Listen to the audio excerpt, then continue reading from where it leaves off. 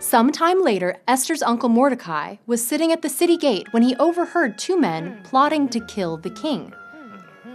Mordecai quickly relayed this to Esther, who told the king, who promptly solved the problem.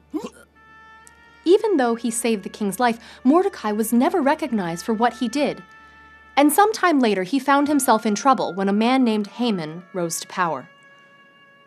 Haman was the king's second in command, and whenever Haman walked through the streets, everyone was ordered to bow down before him.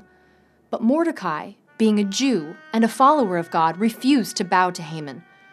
When Haman found out about it, he was enraged. In fact, he was so enraged that he plotted to kill not only Mordecai, but every single Jew in the empire, women and children included. By Haman's influence, the king sent out a decree that ordered all Jews to be executed and their property taken. When Mordecai found out about it, he begged Esther to approach the king and ask him to change his mind. But Esther knew that if she were to approach the king without being summoned, she could, by law, be put to death. Esther was in torment, but finally, after much fasting and praying, she decided to approach the king, even if she should perish. When the king saw her standing before him, he loved her and invited her to speak. "What do you wish, Esther?" the king asked.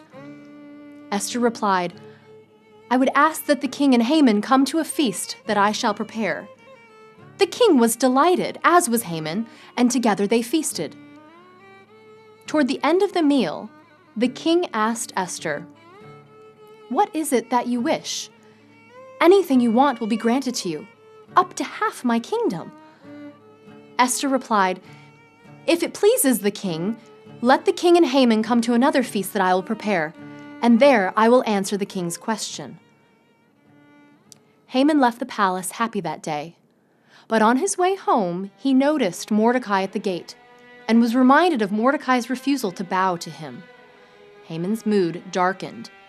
He decided to have a gallows built on which Mordecai would be hanged the following day.